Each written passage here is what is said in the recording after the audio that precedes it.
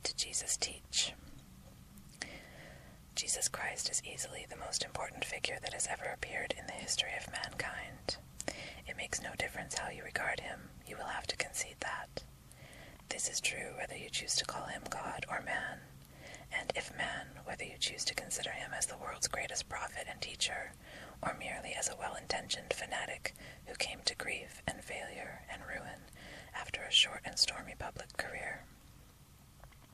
However you regard him, the fact will remain that the life and death of Jesus and the teachings attributed to him have influenced the course of human history more than those of any other man who has ever lived, more than Alexander or Caesar or Charlemagne or Napoleon or Washington.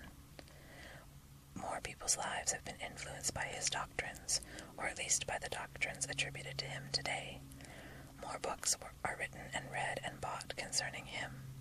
More speeches are made, call them sermons, concerning him than concerning all the other names mentioned put together. To have been the religious inspiration of the whole European race throughout the 2 millennia during which that race has dominated and molded the destinies of the entire world, culturally and socially, as well as politically, and through the period in which the whole of the earth's surface was finally discovered and occupied, and in its broad outlines shaped by civilization, this alone entitles him to the premier position in world importance. There can hardly, therefore, be a more important undertaking than to inquire into the question of what Jesus really did stand for. What did Jesus teach? What did he really wish us to believe and to do? What were the objects that he really had at heart, and how far did he actually succeed in accomplishing these objects in his life and in his death? How far has the religion or movement called Christianity, as it has existed for the last 19 centuries, really expressed or represented his ideas? How far does the Christianity of today present his message to the world? If he should come back now, what would he say of the self-styled Christian nations in general, and of the Christian churches in particular, of the Anglicans, the Baptists, the Catholics, the Greek Orthodox, the Methodists, the Presbyterians, the Quakers, the Salvationists, the Seventh-day Adventists, or the Unitarians, to cite them alphabetically? What did Jesus teach? This is the question which I have set myself to answer in this book. I propose to show that the message which Jesus brought has a unique value because it is the truth, and the only perfect statement of the truth, of the nature of God and of man, and of life, and of the world, and of the relationships which exist between them. And far more than this, we shall find that his teaching is not a mere abstract account of the universe, which would be of very little more than academic interest, but that it constitutes a practical method for the development of the soul and for the shaping of our lives and destinies into the things that we really wish them to be.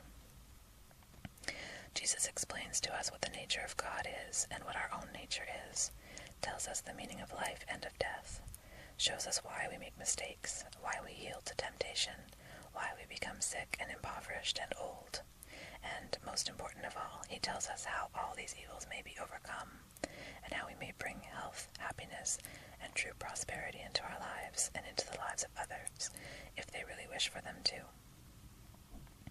The first thing that we have to realize is a fact of fundamental importance, because it means breaking away from all the ordinary prepossessions of orthodoxy. The plain fact is that Jesus taught no theology whatsoever. His teaching is entirely spiritual or metaphysical.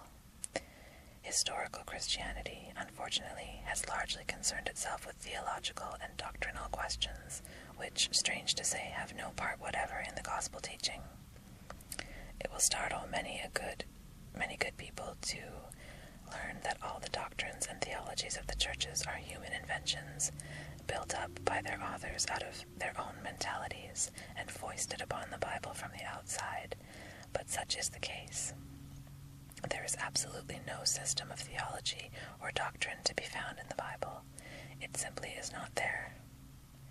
Worthy people who felt the need of some intellectual explanation of life, and also believed that the Bible was a revelation of God to man, drew the conclusion that the one must be within the other, and then, more or less unconsciously, proceeded to manufacture the thing that they wished to find.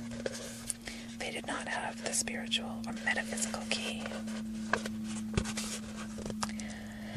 They were not upon what is called the spiritual basis, and consequently they sought a purely intellectual or three-dimensional explanation of life, and there can be no such explanation.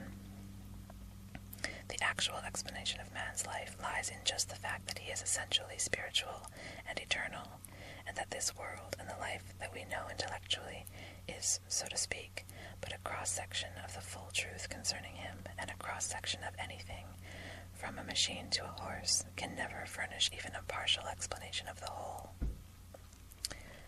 Glimpsing one tiny corner of the universe, and that with only half-opened eyes, and working from an exclusively anthropocentric and geocentric point of view, man built up absurd and very horrible fables about a limited and man-like God, who conducted his universe very much as a rather ignorant and barbarous prince might conduct the affairs of a small oriental kingdom.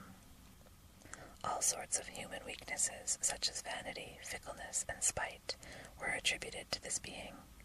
Then a far-fetched and very inconsistent legend was built up concerning original sin, vicarious blood atonement, infinite punishment for finite transgressions, and, in certain cases, an unutterably horrible doctrine of predestination to eternal torment, or eternal bliss, was added. Now, no such theory as this is taught in the Bible. If it were the object of the Bible to teach it, it would be clearly stated in a straightforward manner in some chapter or other, but it is not. The plan of salvation, which figured so prominently in the evangelical sermons and divinity books of the past generation, is as completely unknown to the Bible as it is to the Quran. There never was any such arrangement in the universe, and the Bible does not teach it at all. What has happened is that certain obscure texts from Genesis, a few phrases here and there from Paul's letters, and one or two isolated verses from other parts of the Scriptures, have been taken out and pieced together by divines, to produce the kind of teaching which it seemed to them ought to have been found in the Bible. Jesus knows nothing of all of this. He is indeed anything but a Pollyanna, as they say, or a cheap optimist. He warns us, not once but often, that obstinacy in sin can bring very, very severe punishment in its train, and that a man who parts with the integrity of his soul, even though he gain the whole world, is a tragic fool. But he teaches that we are only punished for, and actually punished by, our own mistakes. And he teaches that every man or woman, no matter how steeped in evil and uncleanliness, has always direct access to an all-loving, all-powerful Father God, who will forgive him and supply his own strength to him to enable him to find himself again, and unto 70 times 7 if need be. Jesus has been sadly misunderstood and misrepresented in other directions too.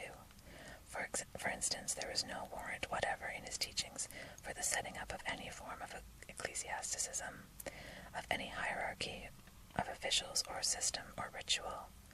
He did not authorize any such thing, and in fact, the whole tone of his mentality is definitely anti-ecclesiastical. All through his public life, he was at war with the ecclesiastics and other religious officials of his own country. They first hindered and then persecuted him, with a perfectly sound instinct of self-preservation. They felt instinctively that the truth, as he taught it, was the beginning of the end for them, and they finally had him put to death. Their pretensions to authority as the representatives of God he ignored completely, and for their ritual and ceremonies he evinced only impatience and contempt. It seems that human nature is very prone to believe what it wants to believe, rather than to incur the labor of really searching the Scriptures with an open mind. Perfectly sincere men, for example, have appointed themselves Christian leaders with the most imposing and pretentious titles, and then clothe themselves in elaborate and gorgeous vestments the better to impress the people, in spite of the fact that their master, in the plainest language, strictly charged his followers that they must do nothing of the kind. But be ye not called rabbi, for one is your master, even Christ, and all ye are brethren. Matthew 23:8. And he he denounced the Pharisees as hypocrites because they love the chief seats and bind heavy burdens grievous to be borne, with all sorts of rules and regulations.